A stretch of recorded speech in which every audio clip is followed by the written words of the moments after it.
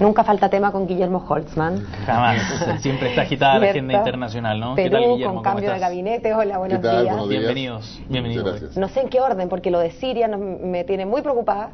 Claro, lo ya de lo veíamos Perú, en los titulares, sí. hay algunas reacciones, digamos, de países vecinos, también en el caso de Turquía, que ha cerrado sus fronteras. No, y además cuando empiezan a hablar de armas químicas y bacteriológicas, ya eso, también. Por más que sea un lugar muy lejano en términos de que no nos afecta tan directamente a nosotros, ahí ya los ojos de todo el mundo... Genera más preocupación, claro. Así es. Empecemos por Siria, si les parece, vale, para ir viendo y acercándonos hacia Chile, si se quiere, digamos, y ver las situaciones que tenemos en Cuba, en Perú también. Nos falta esto. Así es. Siria está en una guerra civil. Definitivamente toda la información que nos llega nos da cuenta de una guerra civil. Y ya lo hemos dicho en otra oportunidad, Siria es un corazón geopolítico y geoestratégico en el Medio Oriente. Primero porque genera la influencia tanto de las potencias de China y Rusia versus, ¿no es cierto?, Francia, Inglaterra y particularmente Estados Unidos. Hoy día esta guerra civil donde los rebeldes que están divididos a su interior, y eso es uno de los problemas porque no hay un solo interlocutor, es decir, no es el Ejército Sirio Liberación el Consejo Nacional Sirio está fragmentado internamente. Una pregunta, Guillermo, ¿está fragmentado porque hay disputas o simplemente porque falta una cabeza que le dé como una cohesión o una estructura más piramidal? Por ambas razones. Por una parte hay diferencia cultural y religiosa y por otra parte hay diferencias también políticas y de visión de país. De hecho, dentro de los grupos rebeldes hay ex soldados desertores del régimen de Bashar al-Assad, hay gente vinculada a Hezbollah, hay gente vinculada a Al-Qaeda, hay nacionalistas sirios que desean la libertad justamente para su país dentro de esta tiranía que han vivido los últimos 42 años, y en esa perspectiva hay una fragmentación. A su vez también el régimen de Bashar al-Assad va mostrando divisiones internas, la cantidad de desertores aumenta, los generales que van desertando también van aumentando, pero no necesariamente esos desertores se van a los rebeldes, sino que varios se van a otro país, a Turquía, a Europa, exactamente. Ahora, esas señales de fragmentación todavía no se muestran en términos, en el campo de batalla, podríamos decirlo en términos más crudos, en términos de debilidades militares o tácticas, podríamos decir, frente a los rebeldes. En términos militares no, aún no se visualizan, pero sí se visualizan cuando tú quieres intentar construir un gobierno de transición. ¿Con quién vas a hablar ahí para poder construirlo? ¿A quién vas a convocar? ¿Quién tiene la capacidad convocatoria? Pensemos que Bashar al-Assad lleva, junto con su padre, 42 años gobernando Siria y se han preocupado de neutralizar, si es que no eliminar, a cualquier adversario político que pudiese ser alternativa. En consecuencia, el primer problema es la alternativa. El segundo problema de esta guerra civil, que ya está en los hechos, es que empieza a generar la huida de muchos sirios y muchos otros de otras nacionalidades que estaban en Siria, principalmente iraquíes, que empiezan a volver a un Irak que también está violento, como también veíamos en las noticias, donde logran hacer a 22 atentados simultáneos en todo el país de Irak, con la cantidad de muertos que se señalaba, ¿no es cierto?, en el resumen. Y en esa perspectiva, los iraquíes que se habían ido a Siria para escapar de la violencia de Irak, ahora están volviendo nuevamente a Irak. Pero a su vez los sirios están escapando de ahí, vía Turquía, vía, ¿no es cierto?, Líbano, vía Chipre, que finalmente implica llegar a Europa. Por lo tanto, el tema migratorio asociado a una guerra civil es uno de los temas políticamente más serios, porque finalmente la gente huye con lo que tiene, y eso implica darle dinero para que pueda comprar elementos básicos para su subsistencia y ocuparse de dónde van a dormir, etcétera. Entonces, el tema de refugiados es un tema importante a nivel internacional. Te invito a que veamos un mapa, si que podemos mostrar un mapa con las fronteras que tiene Siria. Ahí estamos viendo una enorme frontera con Irak y con Turquía. Claro, enormes fronteras. Aquí las tenemos en el plasma, Guillermo, sí. Que nos muestra al norte tiene una frontera con Turquía, otra grande con Irak, zonas bien conflictivas. Perdón, ahí está, eso es Israel, porque no alcanza a marcarse, pero esa pequeña cosita es con Israel, y bueno, ya está el Líbano, se ve. Bueno, Siria, ustedes ven, es un país bastante grande y su frontera está con Turquía, con Irak, con el Líbano, con Jordania y con Israel. Y en esta perspectiva, las fronteras, o sea, Siria tiene una importancia cultural, religiosa y geoeconómica y geopolítica evidente. Y en esta perspectiva, hoy día lo que tenemos es el cierre oficial de las fronteras con Turquía y solamente habilitados los pasos para los refugiados. La gran parte de la frontera con Turquía está controlada por los rebeldes. Ahí se están dando peleas importantes o luchas importantes en Alepo, que es la central económica, ¿no es cierto?, de Siria. Se está dando combates hoy día en la mañana muy intensos y que está siendo controlada por los rebeldes, pero que quiere ser recuperada por las fuerzas leales a Bashar al-Assad. Siria hoy día define gran parte de lo que puede pasar en Medio Oriente. Lo que pase o no pase en Siria va a definir la relación Israel-Palestina, va a definir qué es lo que pase en el Líbano particularmente, donde está Hezbollah.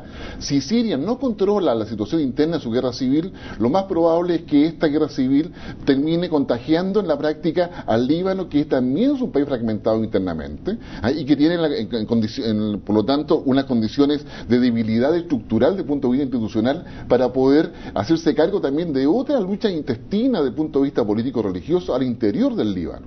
Recordemos que Bashar al-Assad ha apoyado a Hezbollah. Hezbollah tiene relaciones con Irán, que está después de Irak hacia allá, y en esa perspectiva la zona de Medio Oriente depende gran parte de Siria. O sea, lo que se juega aquí es mucho más que la situación netamente de Siria. Exactamente, y por esa razón la posición de Rusia y China de no aceptar o no permitir que una resolución de Naciones Unidas apruebe el capítulo 7, que eventualmente llevaría a una intervención de casco azul desde el punto de vista militar, tiene algún grado de sentido. ¿Cuál es la solución que se busca acá? La salida que se hizo en Yemen, que es un gobierno de transición que es avalado y cautelado por los países que están alrededor. Pero en ese escenario, ¿qué pasa con Bashar al-Assad? Se ha hablado de una salida pactada, pero si yo fuera Bashar al-Assad me estaría preocupando. No sé si me gusta tanto después de lo que vemos que le pasó, por ejemplo, a Mubarak. Sí. Por ejemplo, la Liga, que es la que tiene un peso político específico, finalmente ofreció a Bashar al-Assad que renuncie a su cargo, que se le asegura una salida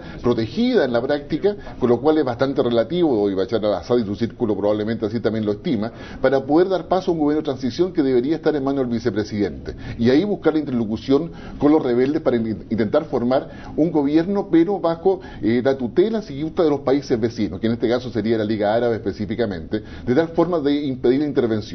Bashar al-Assad, a su vez, ha advertido que si hay una intervención extranjera, cualquiera que ésta sea, va a ocupar el armamento químico que tiene. En este minuto, los únicos países que tienen llegada para saber qué pasa internamente en Siria son Israel, Turquía, y es Jordania, que tienen capacidad de inteligencia para poder recoger información y mandarla a los países. Pero hasta donde entendemos, efectivamente, hay capacidad química en... De hecho, Rusia le advirtió que no la ocupara. Exacto, está propio socio. Está totalmente tiene acreditado. Misiles CATS donde se puede, para llegar, digamos, bueno, a y Siria distancia. lo reconoció, sí dijo que lo podría eventualmente usar en caso de una agresión pero externa. Que lo diga Siria podría ser como, cuidado conmigo, como un poco jugando bluff, póker, claro. pero no, parece que, o sea, no es bluff, las hay. Exacto. Se está buscando una salida pacífica, y esta semana, diría yo, la siguiente van a ser cruciales para poder saber si finalmente Bashar al-Assad va a ceder y se va a retirar del poder. O sea, si va a salir vivo o muerto finalmente, porque ahí están las dos alternativas, un poco el fin de Gaddafi. Claro, o el fin de Mubarak, que finalmente en la cárcel. Exacto. Claro que sí. Te invito, Guillermo, a que cambiemos de tema también y volvamos a Latinoamérica para hablar de otro país que claramente a años luz, digamos, en un proceso mucho más pacífico, pero también está viviendo fuertes cambios, que es Perú, en términos políticos. Así es, en Perú finalmente el gobierno de Ollanta Humala va a cumplir su primer año este sábado, el 28 de julio, y un año que ha estado marcado por la búsqueda del estilo de Ollanta Humala. Un Ollanta Humala que nadie pensó que iba a gobernar como lo está haciendo, un gobierno pro globalización completamente, un gobierno pro inversión extranjera, pro crecimiento económico. Quien lo viera y quien lo vea. Exactamente, manteniendo el modelo de la globalización, que tiene una base neoliberal, como bien todos sabemos, y en esa perspectiva ha dejado atrás toda su visión ideológica anterior, pero también ha tenido que enfrentar la dificultad de poder cumplir sus promesas desde el punto de vista social.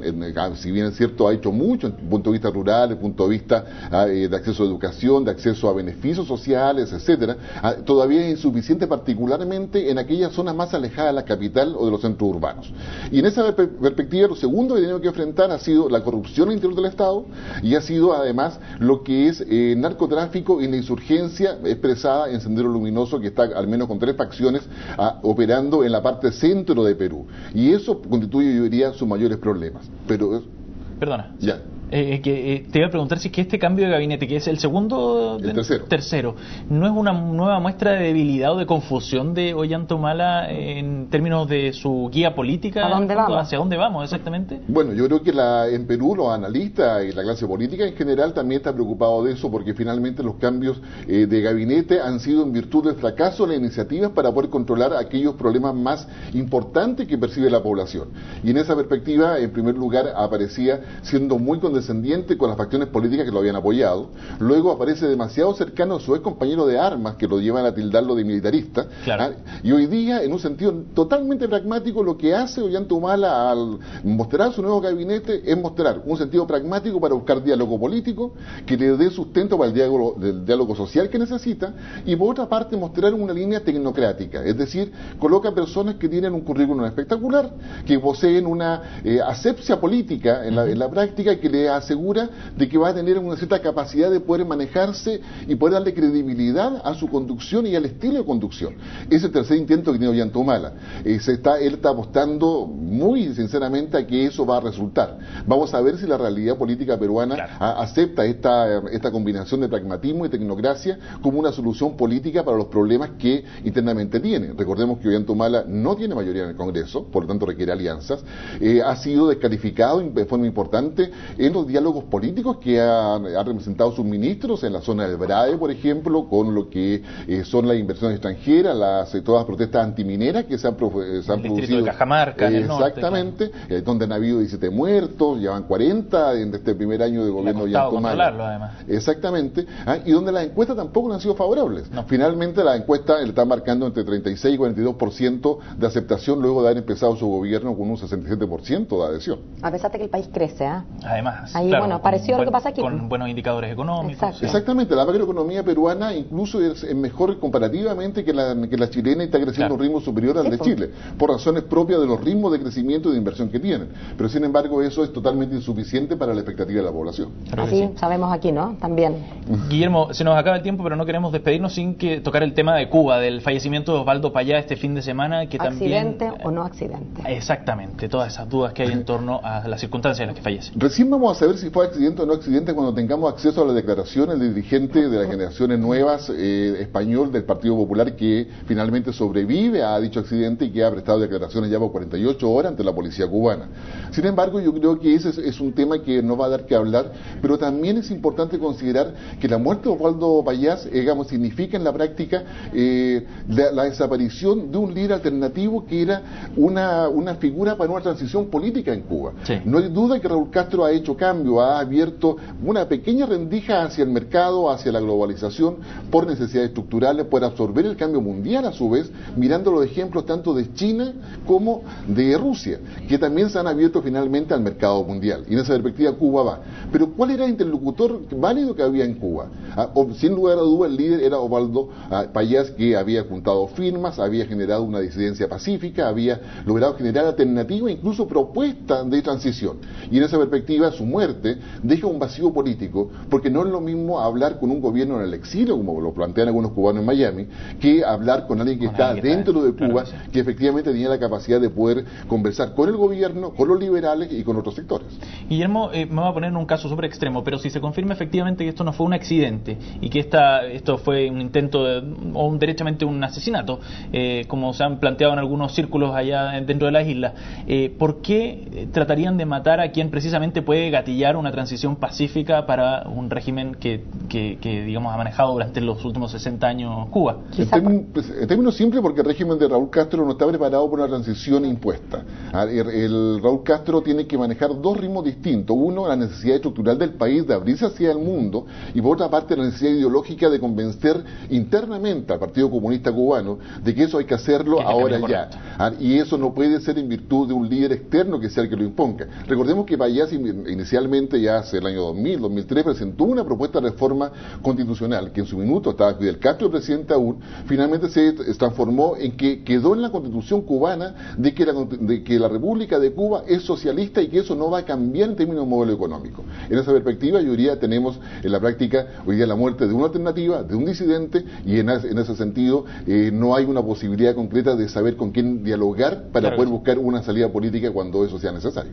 Claro que Vamos a estar atentos entonces a los resultados de esa investigación. Complica todo el escenario. Y a ver qué pasa en la isla. Y a usted que le gusta y es experto en temas internacionales, vamos a ver una noticia internacional, así que te invitamos. Okay. Gracias, Chao, Guillermo. Gracias. Gracias a ustedes.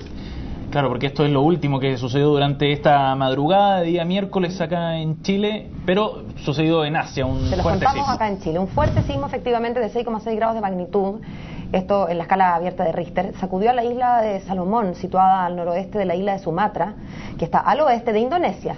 sin que las autoridades hayan informado aún sobre víctimas o daños materiales. Este movimiento se suma a uno que les comentamos más temprano, a quienes se sintonizaron con nosotros como a las 6 de la mañana, les contamos que hubo un sismo de igual intensidad que incluso dejó un muerto que falleció a causa de un infarto, eso sí, no producto propiamente del movimiento, sino del susto. Exactamente, aunque ninguno de estos dos movimientos habría generado riesgo de tsunami, según había informado el Centro de Tsunamis para el Pacífico, en Estados Unidos.